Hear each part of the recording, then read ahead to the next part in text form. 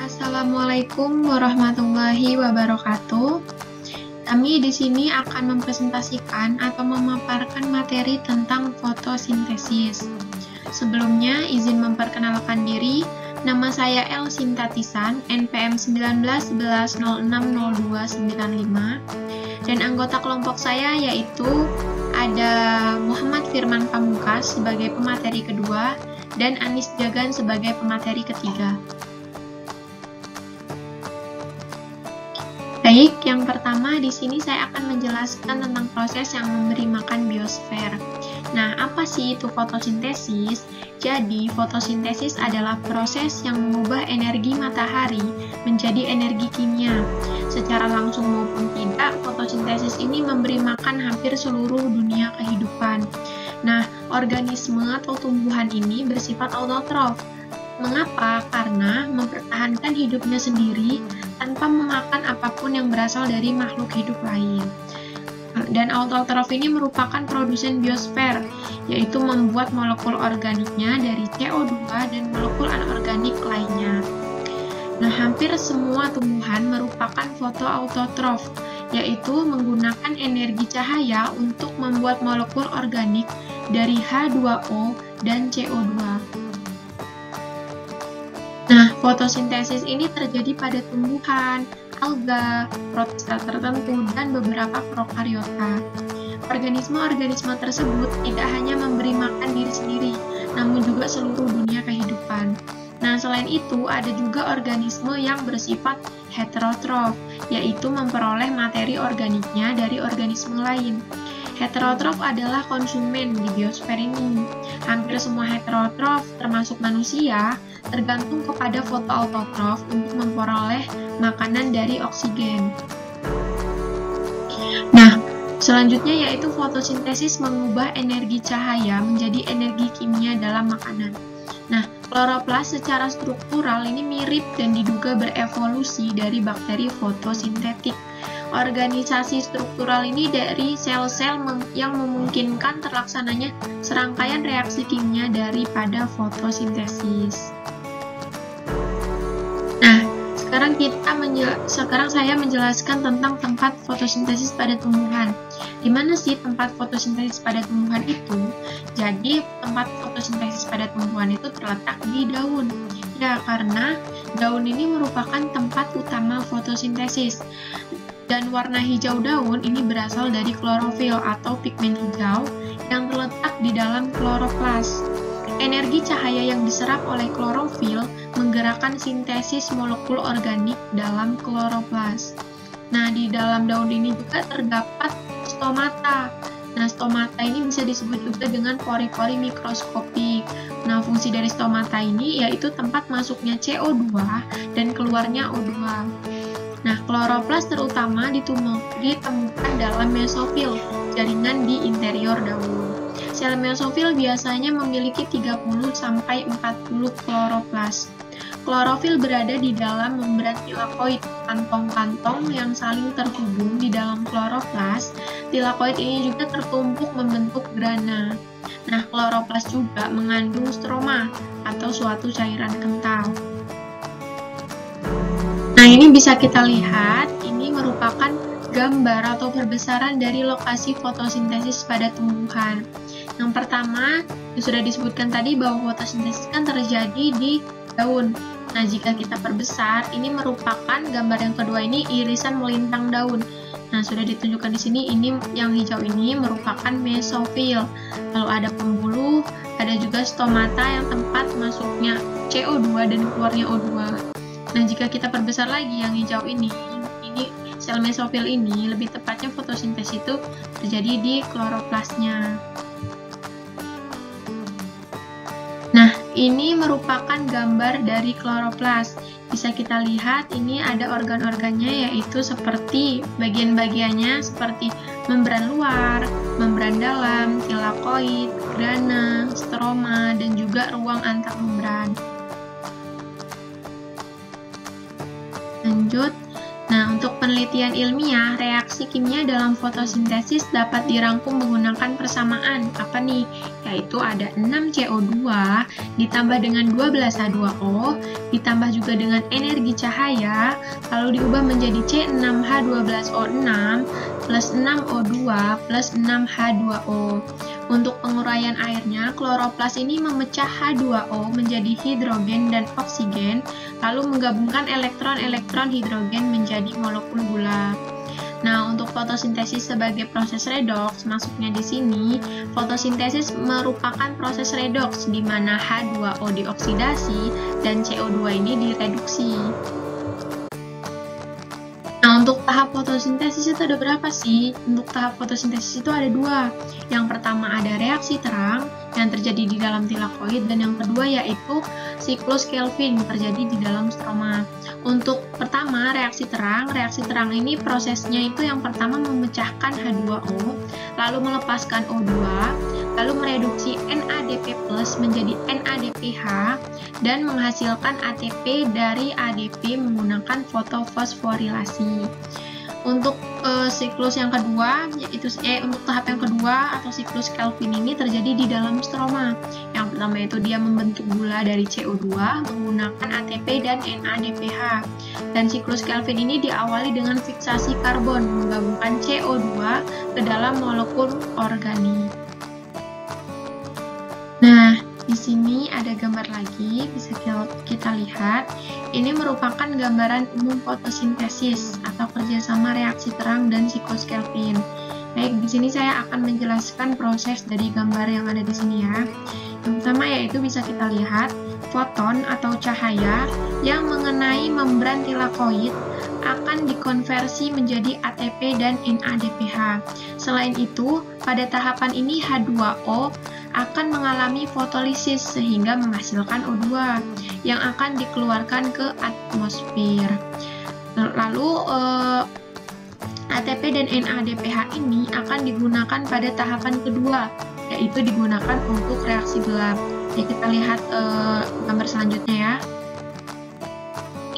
Nah, untuk gambar ini tadi kan telah disebutkan bahwa reaksi gelap terjadinya di stroma. Nah, ATP dan NADPH yang dihasilkan pada tahap reaksi terang tadi akan digunakan untuk konversi CO2 sehingga membentuk gula.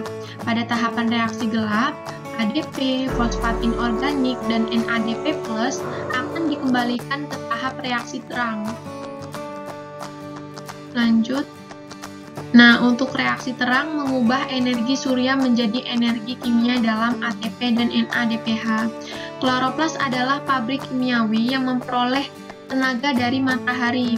Tilakoid dalam kloroplas mentransformasi energi cahaya menjadi energi kimia dalam ATP dan NADPH.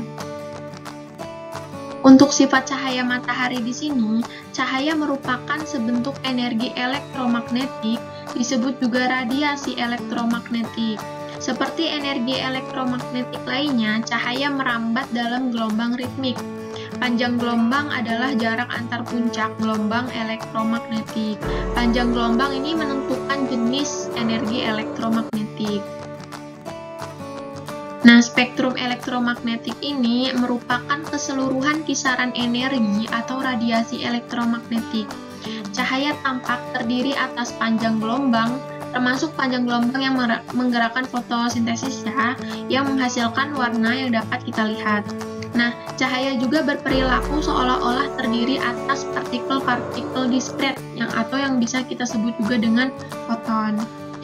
Mungkin hanya itu yang dapat saya sampaikan. Untuk materi selanjutnya akan disampaikan oleh Muhammad Firmansyah. Perkenalkan, nama saya Muhammad Hamad Pamungkas, NPM 1911006123.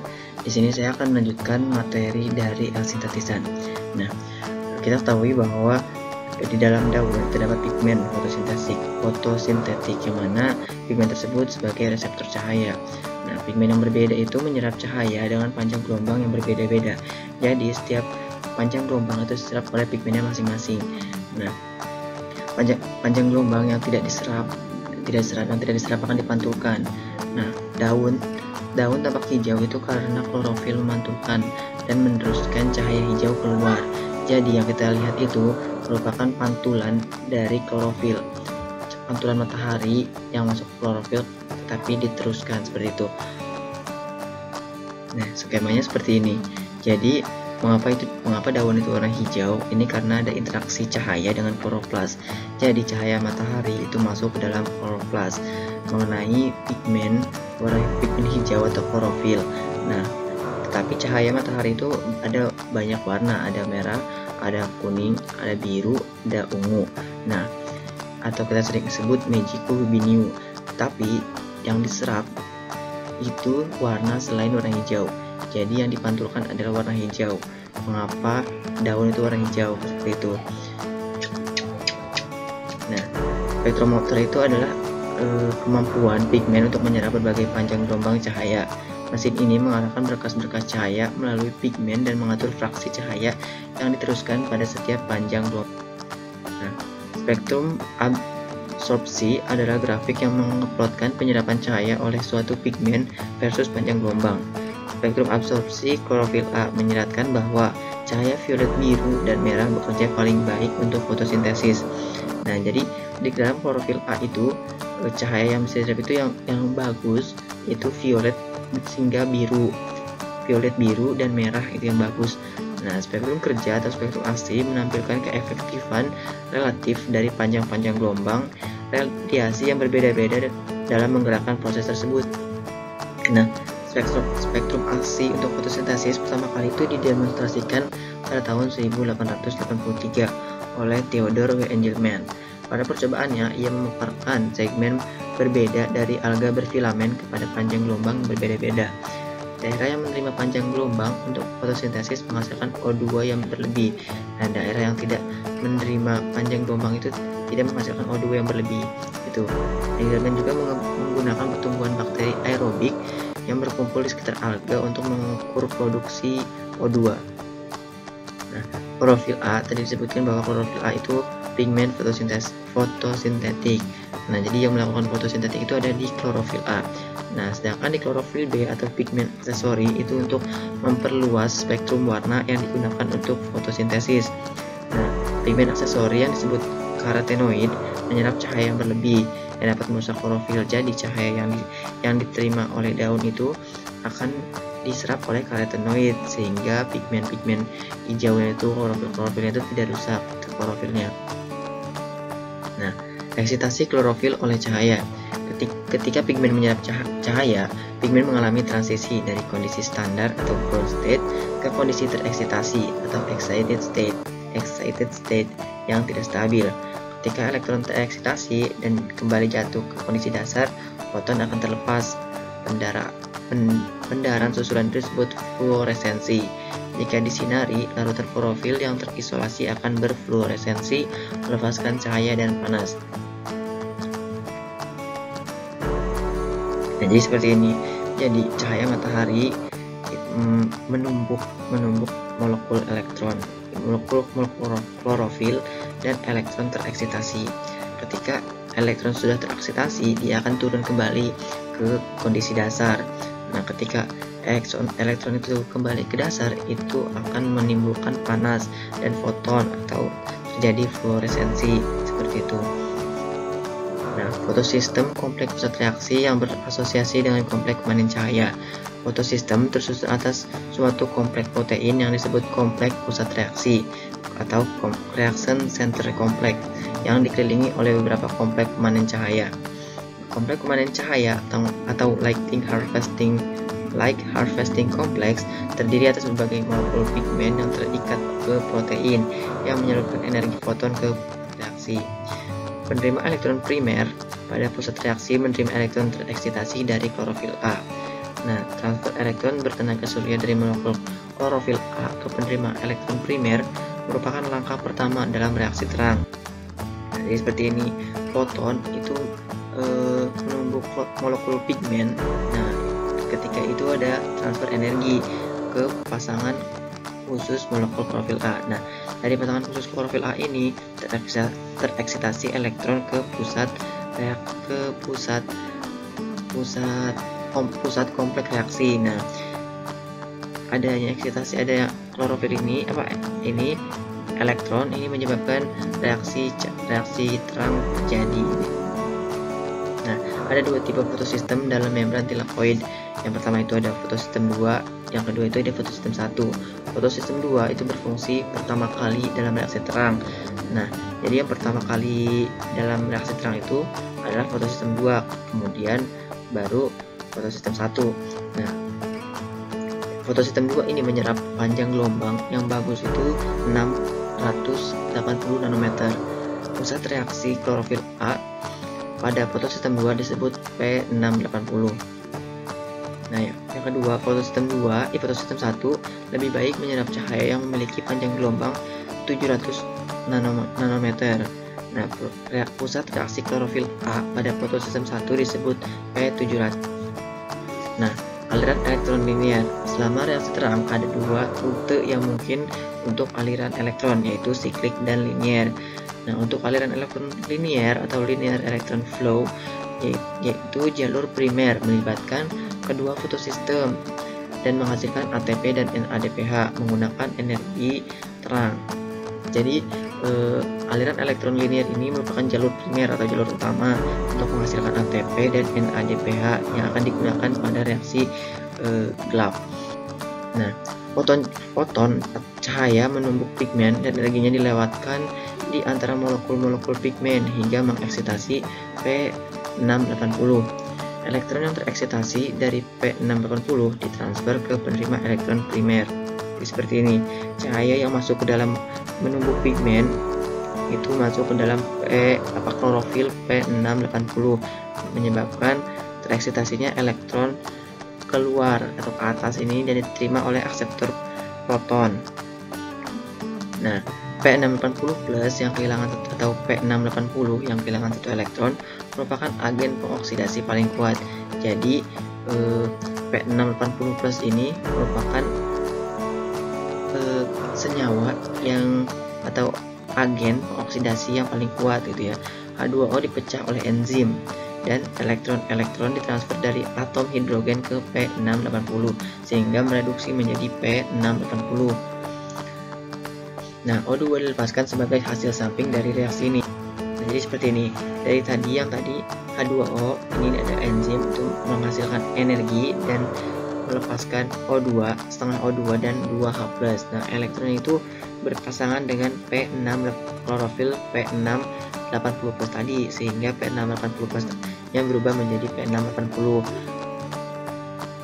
Nah, setiap elektron menuruni rantai transport elektron dari penerima elektron primer fotosistem 1 ke fotosistem 2 ke fotosistem 1. Energi yang dilepaskan oleh kejatuhan menciptakan gradien foton pada membran tilakoid. Difusi H+ atau proton melintasi membran menggerakkan sintesis ATP. Nah, jadi seperti ini. Dari tadi yang elektron di penerima primer di fotosistem 2 ini jatuh atau turun ke fotosistem 1 melalui rantai transport elektron dan menggerakkan kompleks sitokrom. Akibatnya terbentuklah ATP di sini. Pada fotosistem 1, sama seperti pada fotosistem 2, energi cahaya yang transfer mengeksitasi P700 yang kehilangan satu elektron ke penerima elektron. Nah, P700 plus atau P700 yang kehilangan satu elektron menerima elektron yang kehilangan menerima elektron yang dilewatkan dari fotosistem 2 melalui rantai transport elektron. Nah, dari sini di dalam fotosistem 1 masuklah cahaya. Cahayanya itu menumbuk ke molekul-molekul pigmen. Nah, pigmen di fotosistem 1. Nah, ini menyebabkan P760 itu mengeksitasi elektron. Tapi cahaya yang masuk ini berbeda dengan cahaya yang masuk di fotosistem 1 ini berbeda dengan cahaya yang masuk pada fotosistem 2. Apa sih bedanya? Bedanya itu di panjang gelombangnya. Jika di fotosistem 1 ini menggunakan panjang gelombang P700, sedangkan di fotosistem 2 itu menggunakan panjang gelombang P680 nanometer. Nah, setiap elektron menuruni rantai transport elektron dari penerima elektron primer fotosistem 1 ke protein peridoksin. Nah, elektron-elektron kemudian ditransfer ke NADP+ dan mereduksinya menjadi NADPH. elektron-elektron NADPH tersedia untuk reaksi siklus Kelvin. Nah, jadi P700 itu mengeksitasi elektron menyebabkan P700 ini berubah menjadi P700 plus. Nah, dia menjadi P700 karena mendapatkan satu elektron dari penerima primer di fotosistem 2 yang menuruni rantai transport elektron. Nah, ketika elektron di penerima primer fotosistem 2 ini menuruni rantai transport elektron, dia diterima oleh peridoksin dan melepaskan elektron. Nah, dan berikatan dengan NADP+ reduktase mengakibatkan NADP+ dan H+ itu berdekatan dengan elektron tadi, elektron di dalam yang dieksitasi oleh P700. Akibatnya terbentuklah NADP+ dan ATP pada aliran elektron linear ini. Nah, NADPH dan ATP ini digunakan untuk reaksi gelap atau reaksi Kelvin. Nah, jadi seperti ini. Ini analoginya, jadi foton menumbuk dengan panjang gelombang 680 di fotosistem 2, menumbuk dan mengeksitasi elektron dan diterima oleh penerima primer elektron di atas. Nah, dari sini diturunkan lagi ke bawah ke fotosistem 1 melalui kincir pembuat ATP. Akibatnya akan terbentuklah ATP di sini. Nah, di fotosistem 1 itu masuklah foton lagi. Ada masuk foton dengan panjang gelombang 700. Nah, tereksitasi lagi elektronnya menjadi tereksitasi dan diterima oleh primer di fotosistem 1. Nah, dari sini diturunkan ke peridoksin dengan berikatan dengan NADP+ reduktase berubah menjadi NADPH. Nah, aliran elektron siklik hanya menggunakan fotosistem 1 dan menghasilkan ATP saja, bukan NADPH. Aliran elektron siklik menghasilkan surplus ATP, memenuhi permintaan yang lebih tinggi dalam siklus Kelvin. Nah, jadi seperti ini. Jadi dalam penerima primer itu ke peridoksin, tetapi peridoksinnya bukan berdekatan dengan NADP+ reduktase, melainkan ke sitokrom, kompleks sitokrom. Akibatnya terbentuklah ATP dan tidak terbentuknya NADPH. Dan beberapa organisme seperti bakteri, sulfur organik memiliki fotosistem 1, tetapi tidak memiliki fotosistem 2. Aliran elektron siklik diduga berevolusi sebelum adanya aliran elektron linier. Aliran elektron siklik melindungi sel dari kerusakan yang disebabkan oleh cahaya. Nah, itulah penjelasan dari saya dan akan dilanjutkan oleh teman saya, Saudari Anis Jagan Fatmawati.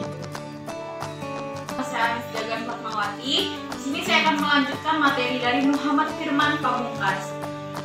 Perbandingan kemositosis di kloroplas dan di mitokondria. Ada beberapa perbandingan di sini, yaitu yang pertama, kloroplas dan mitokondria menghasilkan ATP melalui kemositosis, tetapi menggunakan sumber energi yang berbeda.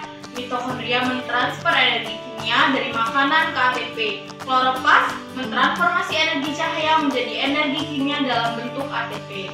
Walaupun organisasi kemositosis agak berbeda, namun kloroplas dan mitokondria ini mempunyai suatu kemiripan. Pada mitokondria, proton dipompa ke ruangan antara membran dan menggerakkan sintesis ATP ketika proton berdifusi kembali ke matrik mitokondrial.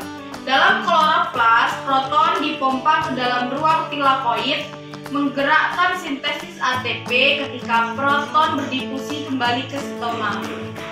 Lalu, ATP dan NADPH ini dihasilkan di sisi membran yang menghadap ke stroma, tempat-tempat reaksi siklus Kelvin itu berlangsung. Rangkumannya, reaksi terang menghasilkan ATP dan meningkatkan energi potensial elektron dengan memindahkan elektron dari H2O ke NADPH. Lalu, konsepnya siklus Kelvin menggunakan ATP dan NADPH untuk mengubah CO2 menjadi gula. Siklus Kelvin ini seperti siklus asam sitrat meregenerasi materi awalnya setelah molekul memasuki dan meninggalkan siklus Calvin. Siklus Calvin membangun gula dari molekul-molekul yang kecil menggunakan ATP dan tenaga berdifusi elektron yang dihasilkan oleh NADPH. Lalu karbon siklus Calvin memasuki dalam bentuk CO2 dan meninggalkan siklus dalam bentuk gula bernama gliseralida 3-fosfat.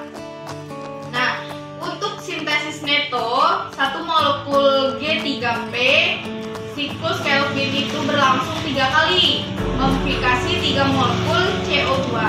Siklus Calvin ini memiliki 3 fase. Fase yang pertama itu fiksasi karbon atau dikatalisis oleh Rubisco. Nah, yang kedua itu reduksi. Yang ketiga, regenerasi penerimaan CO2 atau RUBP. Fikasi karbon telah berevolusi di daerah beriklim panas dan kering. Dehidrasi menjadi masalah besar bagi tumbuhan. Kadang membutuhkan barter tukar dengan proses metabolisnya, terutama fotosintesis. Pada hari yang panas dan kering, tumbuhan itu menutup stromanya yang mempertahankan H2O dan membatasi fotosintesis. Penutupan stomata mengurangi akses ke CO2 dan menyebabkan O2 itu semakin meningkat. Kondisi ini mengarahkan pada proses tampaknya yang sia-sia dan disebut fotorespirasi. Fotorespirasi, reklik evolusi. Apa reklik evolusi itu? Nah, pada sebagian besar tumbuhan C3, fiksasi awal CO2 melalui Rubisco membentuk senyawa berkarbon 3. Pada fotorespirasi, Rubisco menambahkan O2 ke siklus Calvin, bukan O2. Fotorespirasi mengkonsumsi O2 dan bahan bakar organik dan melepaskan CO2 tanpa menghasilkan ATP ataupun gula. Pada fotorespirasi mungkin merupakan reklik evolusi karena Rubisco ini pertama kali berevolusi pada saat atmosfer memiliki lebih sedikit O2 dan lebih banyak O2. Pada fotorespirasi membatasi produk-produk reaksi terang dan merusak menumpuk tanpa adanya siklus Calvin gitu. Dan pada banyak jenis tumbuhan, fotorespirasi merupakan suatu masalah di hari yang panas dan kering. Fotorespirasi ini dapat menghabiskan hingga 50% karbon yang difikasi oleh siklus Calvin. Tumbuhan C4 atau C4 plant meminimalkan fotorespirasi dengan menggabungkan CO2 ke dalam senyawa berkarbon 4 dalam sel mesofil sel ya.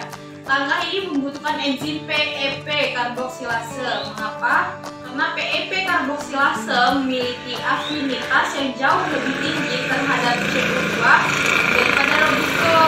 PEP karboksilase ini dapat memfikasi CO2 bahkan di saat konsentrasi CO2 itu rendah. Senyawa karbon 4 ini diekspor ke sel seludang berkas pembuluh atau tempat senyawa berkarbon 4 ini melepaskan CO2 yang kemudian digunakan dalam siklus Calvin. Nah, lalu tumbuhan cam berupa tumbuhan termasuk sukulen menggunakan metabolisme asam krasulase untuk memfikasi karbon. Tumbuhan cam ini membuka stomatanya pada malam hari, menggabungkan CO2 ke dalam berbagai asam organik. Stomata menutup pada siang hari dan CO2 melepaskan dari asam-asam organik menggunakan siklus Calvin. Apa sih nilai penting dari fotosintesis? Yaitu energi yang memasuki kloroplast sebagai cahaya matahari akan disimpan sebagai energi kimia dalam senyawa-senyawa organik. Dan gula yang dibuat dalam kloroplast menyuplai energi kimia dalam rangka karbon untuk sintesis semua molekul-molekul organik sel. Lalu, tumbuhan menyimpan gula ekstra sebagai pati di dalam berbagai struktur seperti akar, umbi, biji, dan buah. Selain memproduksi makanan, fotosintesis ini menghasilkan O2 pada atmosfer kita. Sekian dari saya ucapkan terima kasih. Saya akhiri. Wassalamualaikum warahmatullahi wabarakatuh.